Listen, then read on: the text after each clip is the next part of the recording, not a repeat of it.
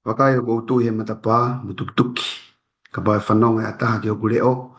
Mo toa e matapā, te huat ke teia, pe te makei nanga whataha moau. Ko ia e kuna, te whua ki ai, ke nofu moau i o kuna whoa. Whakai e iki, o hange whoki ko e kui kuna, pe au nofu mo e tamai i hono no whoanga, whakai e iki. Whatulo watu, patam ki o tō wa whiho tau hao haonga, tap ki hao eiki, whi maha mata pūre. Tap ki tātai ki whaiwhikau, ka koe Palestine e Trans-Pacific Union, whaiwhikau Marvin kau whanonga, e pēr mō haa whaiwhikau. Ka tā mō kua whenga maari ko ni, ke o atoa e tari tari rei, ka taha peo mamata mai, ke porokala maa kore Sonia nga maheni, o e wikeni. Te tari rei foki, kia koe tātai Palestine, ka maa koe whaiwhikau, perikani e sao. Mahino peo ku mo fus mo whakataimi, he taimi ono ko toa pe. Mai no be foki ko fa o singa no tau pa be no nga hai fatongia kai ke a malo e filo lau taimi pa ku tawa o mai en ki he le son fa o si o tau pe o si e tau ni ta hoko ki tau no hoko o hanga te ko lau e tau hono ono o le re hoko hoko ta ma moto ai le son ni ko ni o mai no be o tangata ko e whakaivia ni e ki ko me o fuolo be ai a ko e mai be e ki ai mama ivi pe mo ni whakahino hino be o ku lava i hoko hoko ato ai a ko le son ni ko ni ko lo tu ia mo whakamu ke kawa i ki he tau wahe wahe pa ku na loto ai mo ui ka ko e a ko le son ni a ko be pe me he e ki ka ia ha lea e tō ki tua pa ke hoa mo tau pe mo o mo wakai ke mo whakamore more i angi ki mau tō kai ki mo ai fo ha fe be tanga tai palestini ke ne fai ha tau lotu O toa mafi ku a whio i alangi. Ko e ao niu ko e mama ko ni. Lau maari e maano ni ta mai ki le nofo i e mautol. Whakarea e mautol pa ke hanga tāpa kina e mautol te nā mamata ke prokalaman. O whake malawa ke mau sio. Peke lau ke mau iloange ai ngahi whatongia o toton ke mau whakahoko mo e a whiona. Whamura i tamanga hi whihala ko tope. Kau whakataka mautol hi whawhini. Whake lotune hof maano no sisukrai so mau whamu ui. E meni. amen hange pe ko na fa ho kwa te rea tari tari ko e leso ni no tato luen pe ko leso ni fa ma o po en hange pe ko to ha ma ke fa o sa ke fa ta pe mo e leso ni ko ni fa o sa ke fa ta o se na feta kai o se ta o to o te be ke fu ma inga ia mari ai ka wa ko nga ia i he tau mu nga au ka laisi kai ke te mo to hokat mo ai no vai vai o le soni e ngai a takta ka tu mo ke ula wa tu ai vesi fa maunga a ni pe o te be pe mo urak feui sen vai ni ma vestol hi va fa le pe o mo kumilahi i he ngahi tohi tapu ko uhi o mo amanaki ke mauai mo i tangata pe ko ia ia o fa mooni ke te au pe ko ia ia o ku fa mooni ke te au na dai Palestine aho Rockville a ko e fetau laki anga mo fa i kareri tala no mangi ki ngai mooni felave i pe mo kresi ai o tua Malo. Ko e taimi ko ni ko hame mene tala teu aki. Ngari ko siva amanake a kawakoa. Ko tutuka sisu ke kolosi pe a kaike malawa kawakonga o whaihona o whatongia. Hola nau tore taimi nei whia mawai e whamui nau toro pe awa. Pita ne lava ki a sisu. Pe a neongo ko toi tua sisu. Kau ku kei siva no o manaki he na nau whakaukau whuke hanga sisu o whotu hapureanga ke riwa ka kai lo mau. Te ke nau fu maure rei ai mea koukoko. Pea whotua ngerewa e pita ke ne kawakonga ke nau toi whoki nau toria tau tai. Pea tokolahe kawakonga nau munguia pita nau o tau tai. Tau tai he fuko ka kato e taka ke maua me ta. Pea hengi hake ia lau e fofola ko hawa sisu kalaisi o ne ui atu. Pea whe tau tai. Na mea kawakonga kaki ha me ta ha mau he poko ia. Pea ue lewa sisu o ta te li e kupenga he whai tō matau. O ta maina e li e kupenga pea mau e ika. Mau lahi au pita. O ne mau lahi puka ilo e sione. Ko sisu kalaisi ene o ku ne whai mai e whai nuhina ko me mata au tō tai. Au tau sia ki ai ki he anga e mesi kona o tua e.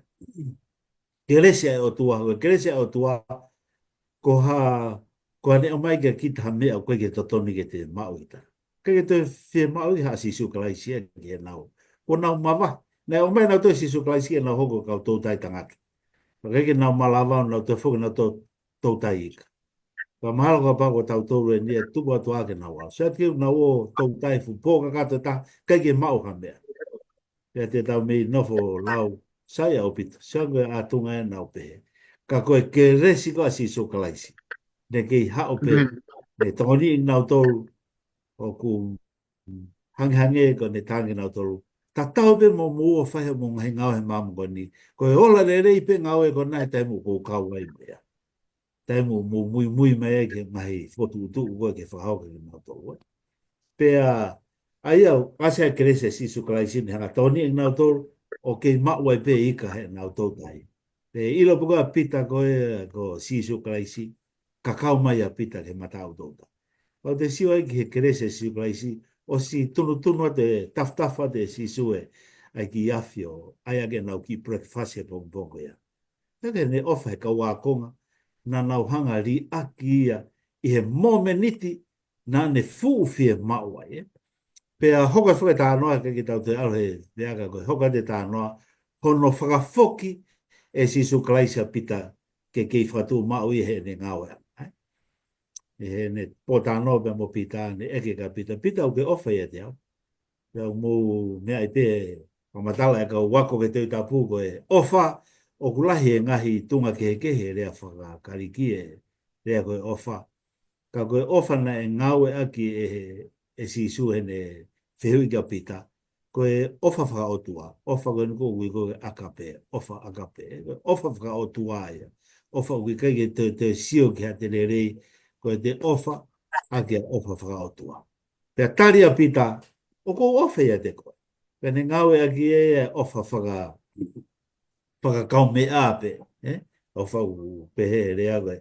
Whirio, whainga ofa koe ia. Kai te kei eke pe si su klaisi, ma te wena eke si su klaisi, eke tua tolu. Eke hono wak ne kei ngawe a ki pe rea koe aka pehe. Ka ko mari ia pehe, he no whafoki e si su klaisi koa pita, kei hoko te ko hoko ni akonga. Ura ki tari a pita, ko ofe te koe. E tarangi si su, whawhanga e whangalami. Whio noa, tari e pita, ko ofe te koe tarangi si su, whawhanga e whakasipi. Ai uhangi hono whafoki ma koe, e si su a pita ke hoko ni kawa akonga. Kamata mai he whawhanga e lau te whakasapata e whanau. Pake aroa ke lau tō pasapate ka kai lalahi, pake toki tōanga e pise asi ka ato hanga koe tataki koe sisu. Kau te sio ke lesi a sisu kalaisi. Nā o stone ke hanga tuangia pita he. O Yeah. se koe tau tolu mo konga ni hanga o a koi a pita. Pe a ue koe ke taime si via tō lahi au pita a pita. Ni hanga whawhisi ngai, nā o stone ke hanga ia tuangia. Ka koe mesi a si so kalaisi, o ne hanga o mai ki tau tolu, ai amanaki le rei neongo e tono nou, e kei malawa pe si su e ke le mea ngau e ki taua, hange ko ne mea ngau e ki a apita. Malo apita to era. Amen. Amen. Malapit o tanga tayo ki Preston. Mafana abito ye. Bahay whahako. Whewhikau. Kaya na uhing. O kung mau inga e whakatoki lalo e taimi o te whekume ki a Sihova. Whakatawe ke ki e, marila hea bita rai Palestine ai whakawhekau ake ngahi tari koe a pita pia o ko mawhanai. He aku ikai ke o kai ko pita pe to tonu ke whakahoata mea e ofa. Kana e waki whakahoata ia sisu aina ke lawe koe ki ai. He ne tunu, he matatahi. Koe wahe ua noa ni tau tala no koe ki ai. Teke tau teke wahe ua taha ki whaos koe toha sione. Kumaria ka te au he koe ofa koe na tāno ke tāi Palestine e langa e tāri koe ki hanga vai vai. Pe koe ofa ia na fie mau koe e sisu ke talange e pita oku iai. He kuia hono ngahi nau nau ona. Pe koe uhinga no fie mau lahi e hanga vai vai. Koe hanga vai vai e fie mau pe ke tokotaha koe oku ui mai. Na ki tano fue tanga pasteni ke hanga pau no ko tau tolu na si su ka ko tau nga wen mo pita o si le ha ke kala tau la e talang al ko e mau peta hai kana ka ke uhinga pe ai anga vai ko uhinga nga ke anga vai he ne mau inga ko ke tau ha ke si su kala si he u totonu ke fakateu nga aki ai ko fa ko o ma u he tangata ko ke mafai mo to ta ko to ke mafai ko si su na ia e mafai ko ia na ta utolu ne ako e ka wa ko o si taimi ke he kuye malava ia si su ke ne ui mai haka kai fo o ke whakaranga ia ke ngawe mana tu ne tange si su ke kaua konga o te muta ofe kaureka he ko ulava no pe ke whakarea e maka mari e ko mawhai ku ma si su kana e fie mawe si su ia ai toko taha tene taha ke kina ulaki siasi kai ke ofa pe kai whakateunga ake anga vai ka mahalo koe mo oni o mahu inga e anga vai he tau ngawe ko he lotu he koe anga vai e rangai Palestine mo toke ta koe hai o e whei lau. Koe hai o e whei lau. Muso ka pita, mono natula. Koe natula o pita koe tangata veke a pita ia. Tala noa i koe haere masisu e whukahitahi, pita pe, ulak ta whekau mai. Tangata veke ia. Tala noa i koe a marekusi koe ne hau ke sisu, pita pe, here ta moto te ringa. Tangata veke a pita ia. Sio gie, fie mau e sisu ia ke whakapapaui o ku falala anga e toko taha tene kamata e uruakisi asi. Tuo tolo no whei e sisu. O ke ofa iau.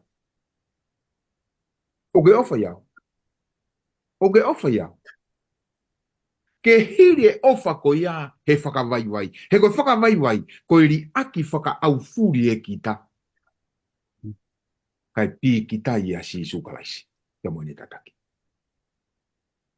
Ka mau koe ofa be koe lau pe ia. Ka mau koe ofa pe ia koe ongo pe ia. And many times, love triggered by emotion. Hanga he whai ngā ongo ko ia, te ke kita ke whai ngā ofa koe o ku te whima o ke whakawata. But Jesus want Peter, ke kai ke trigger pe he emotion ni, kai atechia ki hanga wai. Ke hoko ia ulunganga. Pea koe ne hoko ko ulunganga, neongo e ne si e lahi, neongo e ne mui e mua. Neongo ne masiwa e koloa ia. Kano hinga? He ko si su ia o ku mua tapa he ne mea kotoa. O tiko meu au ngai ai whakawaiwai e te mumu galo. Malo o pito. Malo o pito nei whaiwhikao. Mai no bit ai tali. Ma o pop. Ta hoko mai ki ao no hoko. O se ni whetau ki kāleri. Monday. Keeping your eyes on Jesus. Tandai President. Tano mange ki whihui a pita ki a kalaisi. Pe moe tari a kalaisi ki ai. Pe moe re sonyo ku tawako pe mi ai. Malo, ko whelau e ai ki vesi. Ko e whewhu hao me wahe wataha. Ko whelau e vesi ko e vesi ono taha hiwa. Vesi e ki mua he vesi ko na wanoa ki he woua. Vesi ono taha hiwa. O tamai tato, nane rea a gieni, ko e whakaha mate anga ko ia tene whakaongo le iai ai otua. Pea hiri ene rea pehe, pea ne pehe ki ai, mui mai ki ati. Ko e pamatala whakin ka si sukalaisi na ne sanga whakahange ki a pita, ano mate anga. Ko mate anga ko te ke mate ai pita, te ke hanga whakaongo le e otua ai. Pea osika pane tāna ka pita, mui e te au. O ko whea whafoki pe anga peu ki whakaukau ke mea na e loto he ata mai o pita. Mana tu i whoki na e o se hanga sisu kalaisi he ne tuku pā koe kia te mate maa koe sisu pe tala whoki e sisu. Ki mua ke ua anga tolu e ua moa he a pongpong kua ke hanga whawhisi ngai au. Ai koe taimu na e whamatala i koe e sisu koe kia pita. A no mate anga. Ko tu pena mana tu e pita ano talange ko e sisu a mea ko hoko he pogo e whamau i ai. Pa ko tu pena ki mawhasia loto pita hange nau ne ongo i rifia nai. Pe tene langa nai o matu uwaki. Tene langa nai o matu uwaki e. A mea ko nu tala ko e sisu kalaisi e. Pa ko e konga tangata no pita. Hilaka pita si atu ko ke a sione. E pita. Fefe tamago. Fefe mate anga tamago. He koe tai blahi fuke anga e tau mo ui. Koe kai koe ke malawa ke tau matua ke mea tau te hanga hanga holo po ko hai tau me te hanga tukua ki i. Tau te hanga holo. Tau koe te hange kou te ongo i re re te ki whakahoa kita mo tamago e pa te ongo. O ki sai anga ui he tamago e. Aku hange ku whakaukau nei te hanga ki whakaukau ko a pita. Ono whamatalang e si isu. Ko mate anga e. Whewhe tamago. Hange whinga i ke ki. Pea talang lewa e si isu hene tari e he whorofora. Kai ke ha me eke ke tokanga. Kai ko ha o pisinisi a koe ke ilo mate anga e tamago e. Koe haha o lau. Ngare tuk whamatalanga e whewekau. Ka pau te talat ka koe. Hei ke mate tamago e ni au ke arewa ke whoki mai. Le whamatala. O te ke toango i kia ko mea pe ko toango i kia ia ko koe pe. Aia ko si atu ki he whamatala na si suheni. Ka tau tolu ke tuku hono whakahoa tau tolu me kai ki he. He koe lahi e mga tū kia anga mga hi u mea nihu te ongo i maharu ngaderi e te whakahoa te ngāue mo ngāue tama koe. Whakahoa te anga e te tuunga he ka whaaki koe pa koe. Pau tau pota whaupe anga tau whakahoa. Ko tau whakahoa tau tori, sila pita tō tau mō sai au pitoia. Whakahoa horo pita tori mo ka tau mō te pā mo nau tōru. E ngali koe maarunga ngai te maakai e nau tōru. Whakamai si isu. O te ki toi sio takai holo whakahoa halo koe. Mui ko whekao kia koe mui mea koe ka te au. Pako mui mea ka te au. Tuku taha o toka ngā koe ka te au. Peka pau e tuku taha tau toka ngā kia si isu kalaisi e tau mui. E tonu e tau laka. Ko ene kau tau ki kilo holo pe whakasio a te tamago e mo ne whaki e whihala ki rewa e tau mui. Malo tau tau ki tāna ki me peo whamapo mai e. Mega mea ke whai kaha tāna ki tāna e presten umari a vel pa umahino. Hau no whamatala e tāri e whihu i ko ia. E whikau. Tāna mange ki mauhala e toko lai. Ki he tāri a si su whelawe i pe mo apostolo ko sione. Langa rei pe whakaukau he mea ne mea mai kena i Palestini e. Ako mana tui mahalo e ngahi tau mai koe ki mua he timi ko e walapi. Nei ai fisi na e kapakau i loa he tima walapi ko lote dikiri. Nei tala no e talking point nene o social media ngahi taimi ko. Ia te fuki a Facebook ai ko he TV. Koe tā holo ai coach ko e walapi o talange o ke kau he timi. O ke kau he tua. Pea o kuia roti tikiri mo taha o hono kau ngā wainga. Pea koe tātu wa e coach o taranga roti tikiri o kukau hono hingoa he timi. Talatu e roti tikiri a speaker ia. Fe a mea ia. O kuia i pe tamago ia. Unfortunately na ke kau e tama he timi.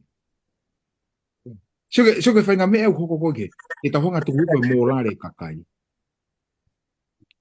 Maharo pe koe taimilahe koe inoseni pe tau whahinga whakaori u whaiaki ia. Maro pepe koe whakatonuhia. Hange koe ko pita. E nai mei whewhe ka pauna koe whinangalo si hova ke ua na e mate si o nei. Ka neka ke uhinga si isuia. E mawala lai fuke u whai he kosperi he taimini. He fo i tala noa ko ia. Ako ure kote ke tuna si o nei mahe watahave si watolu ke wanima. Ko fo i tala noa. Koe whe po tala noa aki. Ko si isuia mo pita. Na ke kao si o nei he folofola ko ni. Ko si isuia mo pita. Ko pita ena ne ai a si isu ke rea koe ki a sione. Ka ne kai koe rea a si isu hei kai mate a sione. Koe rea koe a si isu ke a pita. E fe. Ka pau. Heko taimi lahi o tauhanga whenga whahinga mea. Ke tau wakai ia ke hala whanonga. Pe hange koe o ku ikai ke a usia. Pe a awhire vai tau tui. Awhi tau tui. Wenga i mo ni mea he toi tapu whawhewia. Hange koe mate. Tara no fuke mate ia, he toko lahi he nau wha. A koe toi tapu. Koe mate tangata alo no lau maari e ki lani. Ko tara no maari e ku whai. Peko no ngai whakakiki hii, langa pe ia whakakiki hii whakatatau pa mo e te whakauhinga. Ka ku whakatū mai he toi tapu ia. Koe mate e tangata, o ku popo a hono sino, pe ave hono a ea, a ene manawa. E toki hanga he toko lahi au, o tāna. Ka koe whahinga mo oni pehe o ku waafu mai ia ki he whakakiki hii ko eni hei kai ke mate a sioni. Hame koe muhamena e mate a sioni. Ko taimini foki na matu ne la hasione ya sisu. La hasione ya sisu. Ka mo me mo tole mate anga sione baptaiso. Ka gelo buka no mo hono fuolo me foi. Tala no ko na sisu mo pita ko ni be mate sione. Ka ke faka paton no tala no. Ka no me ka gila watu. Vesi watolu ubehe. Pe a mafola ai talani ki he kainga e kai mate ai a konga koia. Wegi whangi mea ko hea Chinese whisper, ai ko tohi ko he tu a, pa ke tohi ko he tu au mea, tohi atu he tu au mea, ke tala popo, ki pe ko whana. Ai ko bau pe he, whana au ke tamako tu a tarang ke, o ku poko pen. Whana te tamako ki he whana, pe ai ko ki mua ko ke tama whakasito ko hongo furu, tarang e o ku tula pen. Ka koe ko popo haki ia. O koe ko popo haki ia. Ka tama ke he vai kau. Ika ko peni ko na peni ke he ko hinga ki ai. Ka ke ta honga whakatoka ngai e mea koe ka ke ta honga. Ka pau te tau to o ai tala noa out of context ko mea iku ko ki ai. Ko mea he ko ki ai. Ko context o tala noa ko ni ko pita ia mo sisu. Ko sione ia came to the picture he whainga a pita ke whakatatau ia mo sione. Ka mape tai mila he tau behe. Tau whainga ke whakatatau moi. Pe ko menu maari e tahaka te au. Ka pau na fina ngalo a sisu ke mo ui a sione. Ko ilo pe whewhea pita. Mai ke hanu ni pe pita me he taimini. He mahino hana ke he. He mahino hana ke he. Musio? O koe ko uhinga rea sisu koe ni. Koe kakai pe na nau hanga whaka uhingai. Na nau talanoa tu alu talanoa. E mates. E ka keto e matesione. O tipe mahino ki whakaukau e... Malau. Malo bito fefekau, malo bito paisten, ko le peke iki, ki hoko kato no malu, e tawa ko le soni, ta hoko main ki ahau no hoko, light and darkness. Tanda i paisten, tanda mange ki whakamake ki hei, e sione ai mama, pe moe pauri, moe whakapauri. Koe mama fo ke tala no lahe sisu klaisi o ne whahai ko ia koe mama. Pako mare ia pia he ne hanga, he ne rea, o ne hanga whamahi no i mai ko ia koe mama ia. Te wira lau e pengai vesi koe hau. He was whamatala i pehe vesi ia ai mama pa moe whakapuri. Pea toi rea ia sisu, ai wa hai malu vesi tahua. Pea toi rea ia sisu ka tingna tolo pehe. Ko au koe mama mamani. Ko ia o mui ia te au, e i kai alu ia i he pouri, ka ia te ia ai mama o e mo ui. Ko sisu ai mama, ko i nau tolo nofo pe mo sisu, he i kai ki alu ia he whapo uri. Wahe tolu pa mo vesono tahi wa. Pea koe mala ia anga eni, koe uhi ko hau ai mama ki mamani, pea ofa lahi ai kakai ki he pouri i he mama, ko uhi o ku kovi e nau ngahi ngawe. Vesono wanoa. He koia furi pe o whai kovi, o whehi aia ki he mama. Pea kui kai hau ia ki he mama. Te ria na whakahai e ne ngahi ngawe. Ka koia o whai ki he mooni, o ku hau ia ki he mama. Ko uhi ke whakahai e ne ngahi ngawe, o whai ia ki he otua. He mahina o pito pe nia, ko setane, ko po uri ia.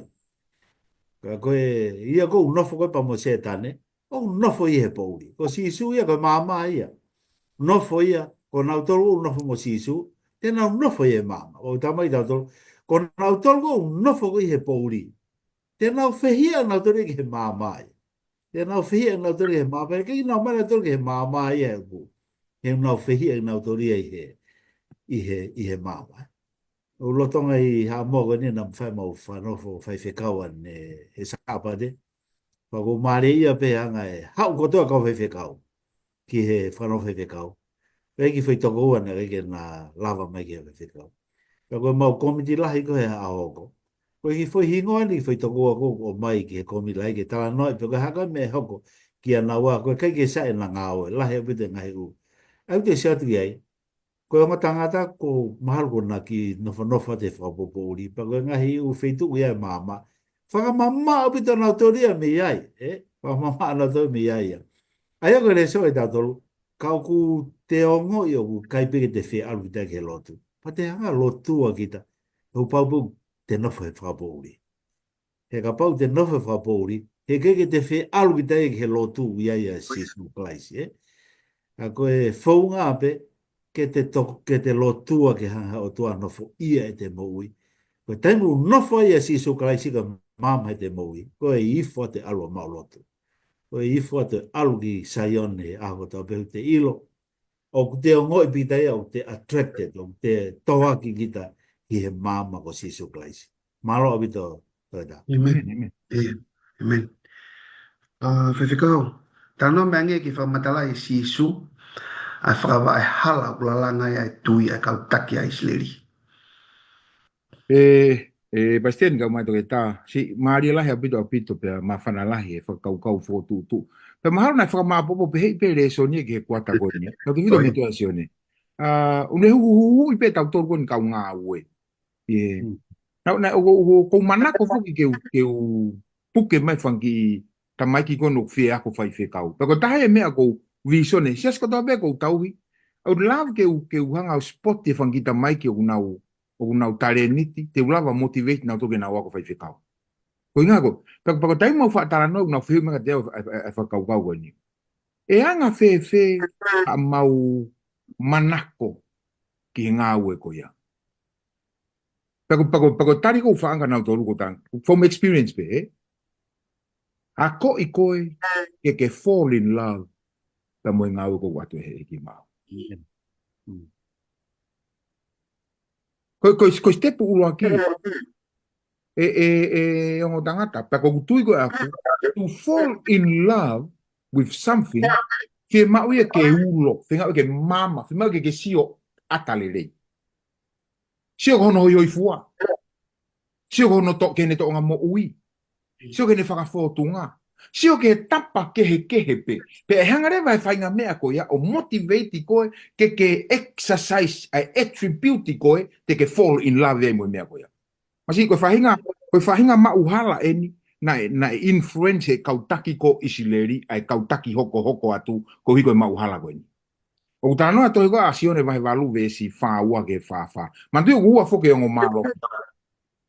Wai malo hi o tua, wai malo he te woro. Te ko mea ko to be uikai he malo he o tua ko po uri. Te ko yebe fainga nau ia malo he po uri. O ku malava pe ia ke ta waafe ki ai o whakafua ake ngau e ku tau fai. Ka ko mari e ala he tanone fai na rai palestini he kulanga ien. Lea tona fai sisu. Tange sisu. O kuafungia ki moutolu e he tamai o e po uri. He o ku whai ngofua a hono whakaho ata e ngā ue o kika ke lawa si o ki ai. O ku tau ngā ue whakahi tau tolu he ulo e mama. O tau ngā ue taware tau tolu he ka ke si o mata. Pe mahalo pe koe talanoa koe ulo e mama, mahalo pe koe ke ufu necessary koe on the light. Mahalo uhinga ke sio. O ku mama nai a e ku ngā ue api. Pe ku whakapo uri pe ngā ue ki api. Pe ku tok ngā ue pe he mama i apsiasi. O ku mama nai ngā ue malai tāpuru.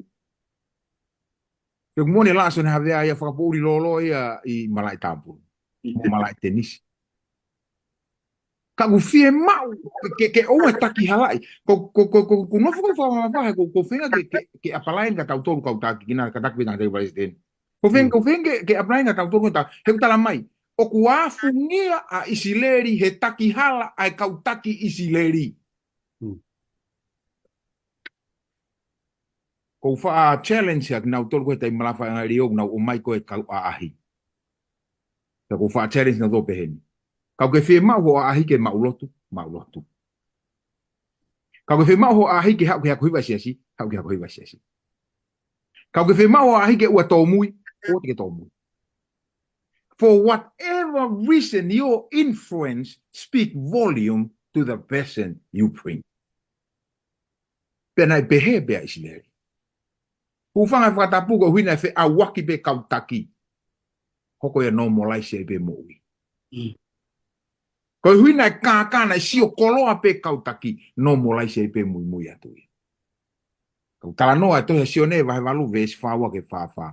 Ka kua mou he makoto ape ki ho mou tamai e po uri. O mou whakawhea ngai ai. Te i kai whe ilo ngake ngai mea koe ku mou whai. O tuiwe o ngō tangata au ngate ki whakaukau. Mari. Mano pito. Ia, malo pito, fefekau, malo pito le president. Pag mahina pito poini. Tala monot ke tek moa, pe mangawe ku whahako. He koe ngō taki moa. Koe ke whai ngufua taki. Pe tala monot, he ngawe ku whahako. Tau main ki a honoko. Wednesday.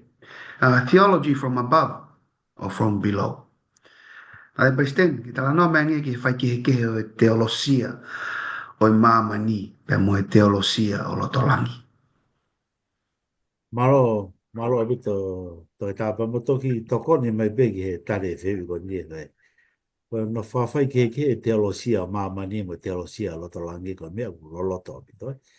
E aspe fa matala si su klaisi he vese no fa valu. Ai o to me ko ni fa ka de so ni teolosia mamani pe tala si su ke te ia. Ka pau o kui kai te mo mamata ke ngai fai longa mo me a fa ofo e i kai te mo tuenga. Ai no hinga na nau tui ai, koe nau sio koe ngai u mea whakaofo koe nei whahauka si siu kalaisi, no ngai u mana na ne hanga whakahoko.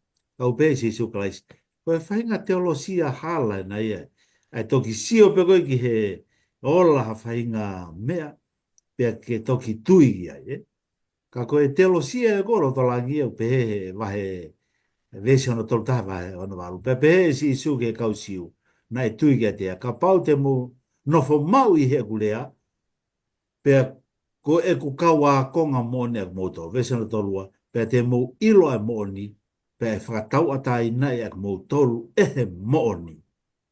Aia ko e teolosia whakalangi ko nu whamatala kia si sukalaisia. We abide by the word. If you abide in my word, you are my disciple. Aia ko e tau tuipi tau ture kene lea, ko e tau tue nofta tolo whakasio ngahi mana mo ngahi whakaofo. Nai hau e kakai ke si sukalaisi, ai kakai konu nau ke tuipi teolosia whamamani.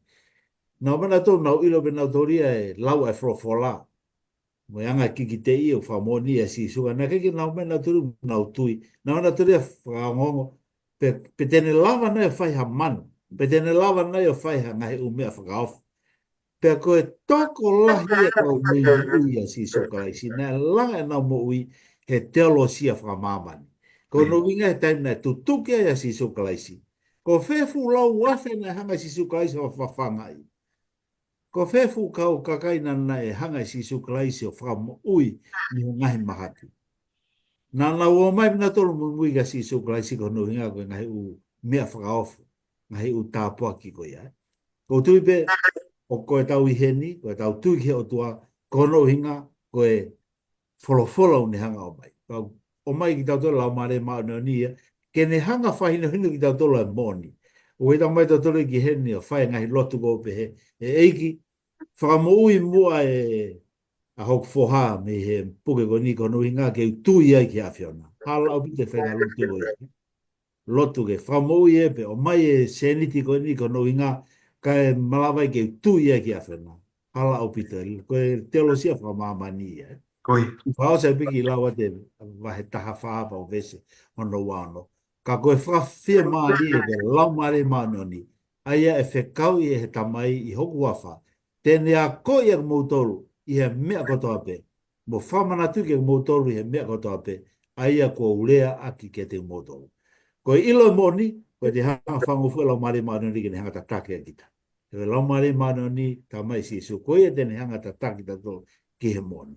O wega te hau te whakasio te malawa whewhekau perikani ke ne hanga o whaiha man whawhangai e fusia si katoa a ka ki mata I ka pe ua. Koe o mai a whakasio ngahi umea whakaofoia. Koe tau o mai ta toro ke whawhola whango. Fua lau mare maano ni ke ne takine, kaki kina kita. Pe te maua I e mooni. Malo abit. Moana pito na hai president. Mahina pito ke te au whamatala. Whewhekau, tā no mea nge ki mau inga e talango fua I he ofa I he te whiohi pe mokalaisi. Na u whai ki whai lotu. I he ne whakaeiko ne ku tā mai whono. Panau ngawe ke te hamati wahe hiwa mo vesta tolu. I love this. O behene he ku translate ko aku. Mo alu o kumi ki he uhinga e ofa. He kou a naua ki e tala ngofua i kai koe whilau lau. He mo sure ke whihui koe ni. I say, wow. Peke te au e tanai Palestine mo toke ta o kuhiri heni a teolosia ko langi. He ke te kono kono whalu teo beheni. Foko tungu a sisu ke mua uluaki kapiteni tā katoa. Kai malava teolosia whakalangi. Pea koe ne kapitenien. Ko mengo maria ia, koe ne kapitenien o beheni. Koe whanonga koe oe tohi tapu na e preside au pito e lao.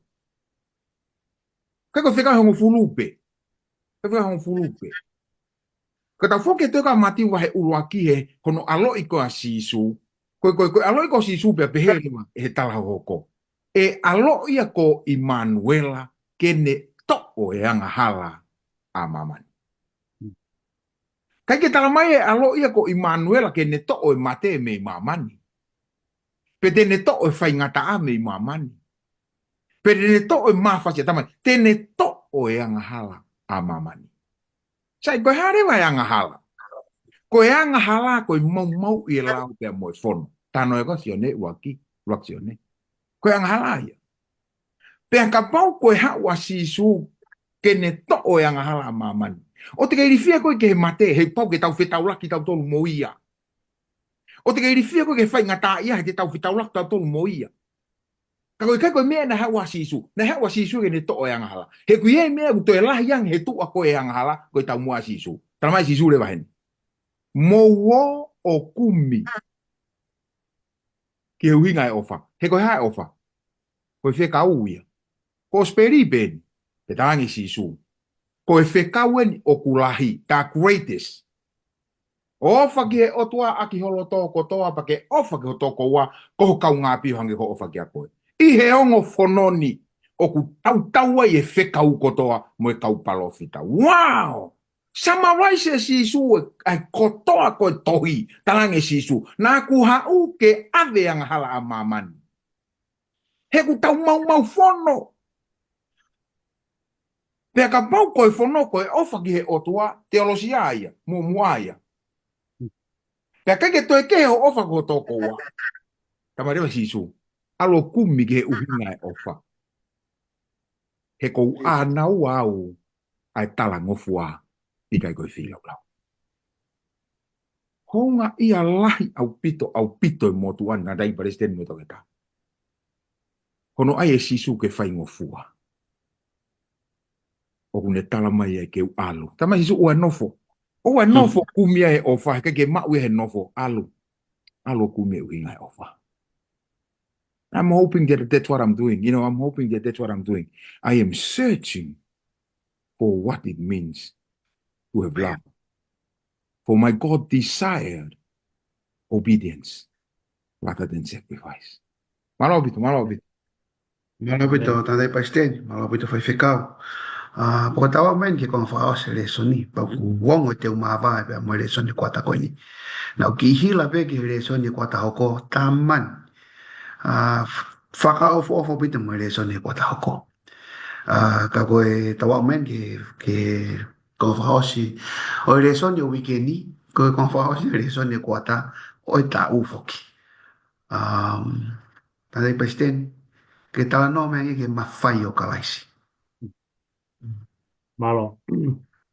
Koe tau tala no pe ki he mawhai o ku hau me ngahi u mea ke hau no to tuunga i he society o hau mo to hingoa o hau mawhai ngā mea ku te lava ma lava ki te hanga whakahoko Pea uiai rewa hato mawhai ki ai tau alu he e ria whaka e te mika ko koe ia toke tā koe tau hau koe ki he mea koe e siasi maha ko au e mo e whaiwhekau o whapeu mo oni. Ka koe tau alu koe ki he kere o kia e kakaiu hana to e kere. Katoa ngai umea ko ni mau koto ia kalaisi. Mau e kalaisi e tunga whakaako. Mau e kalaisi e mama ko ni he koro ia na nehanga o whakatupu ia. E mama ko ni. Ka koe taimi ko na nehanga ai o mai e te nehanga whakahai hono mawhai ke nehanga toa ke kakai ke nau muimui e te ia.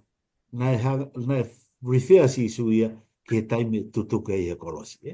Ai ko vesi fu taloge vesi ana tolua. Tahaua vesi tolua. Pea ka pau e hiki au ki o lunga me he whanua. Te toa ke a kakai kota pe ke te au. Ai mi alu ni whamatala koe whewhe kau ia. O e kātoa ngai u mawhai o si sukalaisia, kai ne lawe kātoa ki ngai u mea koe. Kai ne tala mai ia. Mou tala mo te kakai koa no hanga whaka, nau hanga whakatupe māma koe. Mi lawa pe, ko au ko hanga mau e poto mo i kai, tala mai ia. Koe tengo hiki he kau koe i kāri wale. O siwa mamani ki he ofa na uhifo whilau lau e umoi koe malo koe mawhai a koe o kou whi mau ke ni hanga toa ke kakai ke te au ni hanga toa ke kai ka alu pe ke whamatala e whai ke kau ke mau inga e ofa e ni whamatala ke ni hanga popu e kau tala vau ke nau alo ngā whai kau ni whamawhai nau tolu ai mahu inga, koe nau alu ki ngā whawhikau, koe nau i lo i ofa e o tua pa nau mao e ofa o tua. Tau ofa ki o tua. Koe mawhai lahi tahe ko o mai koe sisu kalaisi kene. Koe ne talanoa ki taimina e tutuki e ki kolosi. Koe taimina ni hanga whakaha i ai tumu e ofa ai o tua ke whaingai tangata. Pehe sisu kalaisi. Koe mawhai lahi tahe te ne malawa ke ne hanga o toa e kakai o mamani ke te. Ka pau e malawa ke mahino i he tokotaha ko toa pia ofa ma onga e o tua na ni hanga whoaki kono hinga ka whamui i tau tolu. E malawa ke hanga e tokotaha ko toa pia tau tukupai nau mui ke nau mui ke o tua lahia. Malo apito toi ta. Maro beta paisten, pa le wa tatau mai, toi pe whakamaha popo, e tau au kiai. Lai whewhikau, koe hana e whakapuri e tu blekina whakalau mari. Malola he pito e paisten ka mai toke tā ai whawhea ngainga o e re soni koe ni. Pea o whakamaa whana e tau wahe wahe. He koutu uraki aonga pe ka tau tolu. I he ngahi ako me kina ku whai e wholofola. Ka koe mea whoni o whee mau e ke nofo ia he kakano o e tangata pea mo e whewhine o ku tari io ke a sisu. Ke tupure kina whakalau maari. Ko mana tui bena u sio hifo e ki konga tohi ai taha he social media. Ko e ne tari e whi peko tui ki ai. Ko whi wina te te utupure kina whakalau maari e whi. Peko ne tari he whi mea e tolu. Pe behe toko taha koe ni. Lotu. Lau e wholofola. Peke whakalau lau ato. Mari. Oua nā whai angeha aho ku te gai ka e lotu. Oua nā amore ha aho kai ke lau e wholofola. Kaua nā ki whakamoreki noa ia ho taimi, nā te ke tae whakalau lau ato. No whao o wakai kātoa ki he tolu ko nipe au whakamooni ki ai. Ka kou hai a te au hangi ko whakaosko e reso ni, a toi ka sione vai tātaha, vai taha nima, me si waki ke tātaha. Tala noko ke fu vai ne. Mo tau tolu ko ngahi wa a. Mari. Ka tātaha ke hisueni. O hange ko e kutaha mo e tamai ke mo taha. Pea mo nofo mau he e kurea. Pea mo e ku ofa. Kai ilo ki mo tolu e mamani. O ku mo fua. Ko tupure ki nai. Ai koe mea koe o mai koe e sione tani mai. Koe nofo mau. He ene rea. Mo ene ofa. Te heke ke ngata pe he no ilo i tau tolu e mamani o ku tau fua. Kai kaunga le rei. Oki ai tantai paisten mahalo koe mea le rei ne ke ai ke tipiu e mai. Usai befo ke Australian Union ni ia. Mahalo koe mea le rei ke tau nofo mau he ene rea. O te tau malanga e mea ke he ka tau whai. Ke le nofo mau. na ko sio hake he ki whamalanga ai taha e o kantiteiti whiri pare mia ko a tonga nane pehe ai ke tatau e moe. He ko tau toro tauanga lahi, yanga ke he ke. Anga e ua, anga e tolu, anga e wha, lahi o tau urunganga. O ku tauanga ke he tau whakawhenga i he tapa ke he ke he pe. Fo i mea pe tahu talamai sisu ke tau whai. Tau nofo mau he ene rea mo ene ofa. Pe te tau fua lahi ai. Te kāna ke tu e ongo tangata ki he mea e tolu e tamakone se so me te ake wha. Ko no wha u peheni. Pe ake kau ki he ngā ue a sihoma. Ka ke tupure kena. Lotu laua ene folofola whakalaula loto. Then get out of your comfort bosom. Get out there and work it. Mea koku ke ilo i koku kaungarere ke eki. Ka ke tupure kena. Hei ka ke ilo ho o whakapau te ke tangtang tupe i api ke te ke api ko hakapai ka hau kau ngā api. Ave hane kapai ka ke ongo i ka koe te ke fie ave ma upe. Hei kai ke ilo koe foha mo o fe fine koe otua. Ka pau ke whakanime nima maa pe koe he whetu kotoa ku ke alu eke. Nofo mau koe he rea ai otua pe mo ene ofa te tau fualahi ai. Lotu, lau folofola, whakalau lau moto. And get active the ministry ai otua. Malo bito koe tari bege whihu koe a ngata. Ki mo pegat ki mo whai maa whakamā opo opo ke whakaosinga re soni ata e talamunu ke mo maa Christmas fifia pe mo atau fo monu ia foki o whalate te mo ang tangat I look up to YouTube I hau mo hoa lotu mo manatu e tuau pe mo ku family pe ko e lava tuia e whaifatongia e tauni pe me motuan ka tau hoka tai pe ki he whama apopo, pa ke whai mai pe tanga tai whaiwhikau, perikani ha tau lo tuku i he le soni. Tanga te Palestine, kamata mai, whaos mai e perikani. Yo, malo abit. Pea, wata ibe tala monu ki he tau kau whanongo i he ki programa ko toi tapu ko ni ke mo maa Christmas lere, mo maa tau fo monu ia. Ki whamau bobo nonu atu pempe me he tala noa e tohi a sione. Ai kamata pe tohi a sione ni hanga hiki haki a sisu kalaisi ki o lunga. Nei he kamata ngā sisu kalaisi ko ia ik whakatupo e mama ko e ni pea lere mai pe ni tohi e ni hanga hiki haki a sisu kalaisi o lunga. Ko ia koe hala, koe mooni, koe mo ui. Pea o kou whewhaka osia ki pe, ai vai kona whewhaka o ni hanga tā mai tau tolu. Ko tau tolu koe ngai waa pe, o e fu vai ne koe a ko sisu kalaisi e. Aru ne hanga hike ka sisu kalaisi ki olunga. Pea kei ki ngatai, ka ne hanga whawhewhako taki a tau tolu ki a sisu kalaisi. Pako ne hanga whawhewhako taki a tau tolu koe ka sisu kalaisi a ki e tawa ai whakatatanga na sisu, ko mo tolu koe ngai waa pe. Pea koe, o whamatala pe ki ai ngai tohe. Ai waa pea moe fu waine, pea moe whihoko taki lei au pito, koe ngahi u kā lava, haru hala u, keke tonu rea koe, ka koe uhinga ka ngahi u halanga kā lava pe te u lava ngā ki he ni, me he fu waine, ki he waa, ke malava i koe ke fua, o koe ai whihoko taki lei au pito ia. Vā ofi au pito ia. Aia ko sisu kalaisi kon koe o tua whakatupu ia mamani. Na i he kamataanga, pe a upo tangata. O kui ai e whiako taki anga lei au pitou ne whamoia ke tau mau ta moia. Koe tau piki koe ke a sisu kalaisi. O kui kai ko ha piki. Piki aki pio tau ni ma. Ka koe hoko. Koe ki ilo poke haka e whainga lea ki ai. Koe hoko koe e waa koe ki ai. Koe piki a koe ia koe. Koe konga puk tau tolu ia o sisu kalaisi.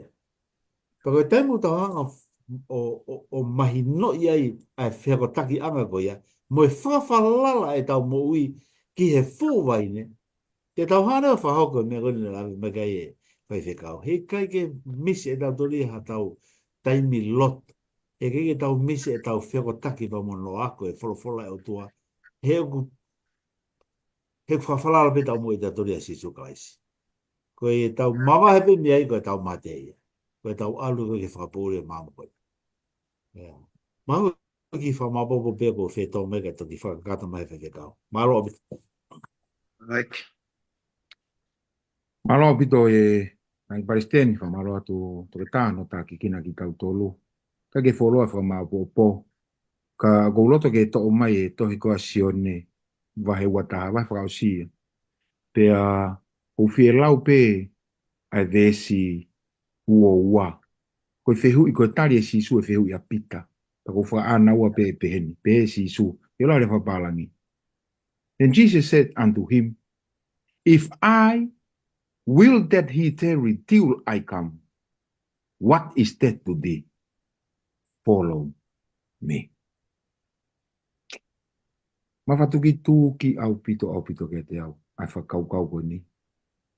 He kui kai ke pūri a hono whainga ta ai mui ko ia sisu kalaisi. Ka te kipe sisu. Ka koia e ka taki pe o mui ia te au. Ka oua ko ufoki mai. Ko ia ikuna. Ko tau hai en. Ko mea koe whainga ta ai whaingo fua. Te ko sisu. O une foko tuu ia te ki tau tolu. Tane nei ke tohi he mātiu he wahe o no mo vesi tau tolu. But seek ye first the kingdom of God and his righteousness. And all these things shall be added unto you. Ko tuia koe hai le lei tahaia o e ua noa ua ke tau kātaki pe. Mana tiu koe ke talamai si oe whai ngofua. Tama besu ka koia. Koia e tangi mo kātaki pe. Koia e waku ulu mo kātaki pe. Koia e humu mo kātaki pe. O mui pe ia te au wau ki ngatanga. Koia pe ikuna. Whakotu au ki o lunga. Peko hota ufaka koloa. Mo ne tala noa koe ku whae apostolo. E, tene toki ui o tau hingoa. Ki mua ke tau sio ki a te ia. Koe uhi koe tau ki taki e whanonga. Ke tau lotu. Lau maari maani oni. Whawhita e mau lau maari e hoa ko en. Whie mea ngau e ake tu unga tamai o eki. Neongo e mau tae whe unga. Neongo e mau tae tau. Na maui e a whiona me kamata anga o sa nuare ua noa ua wha. Koe whotua ki mau tolu i heo o wha hi ngata anga e ua noa ua wha. Reso ni hongo fulu mātolu. Ka koho mau vete anga ia e whanonga anga. Mau nofo mo tutuki e a whiona. He mahina ene hongo fulu māua. Reso ni kotoa me kosperi. Me ngahi tapa kehe o e whakawhea ngai. Taha pe tau mua. Ke whakaloloto ai mau ofa ki he a whiona. Lau maare o momo iato e Palestini, ka maa e tō ke tā. Kai ke ngalo sinau tolo ku whanongoa. Whakakato e mau tae kakato. Whakau he a whiona ngā whakalau maare u ton ke na ua usia. E tā ke ki na ho lau maare. Mau whanonga e toe ngai tau ko eni. Tau whanonga pepe a mukoe. Mai ha Christmas lelei. Tau fo o keres ia. Whakahoko e mau ngahi whakawhea ngai. O nā ngalo ke eiki waka pe. He tāri umai o e hala whanonga he wanoa uanima. Ka pau e pehe. He mau tari ai whakamore more. Ia sisu koe alo. Ka ko mau whakamo ui. Amen. Amen. Amen. Malo mo mea mai. Mo mea.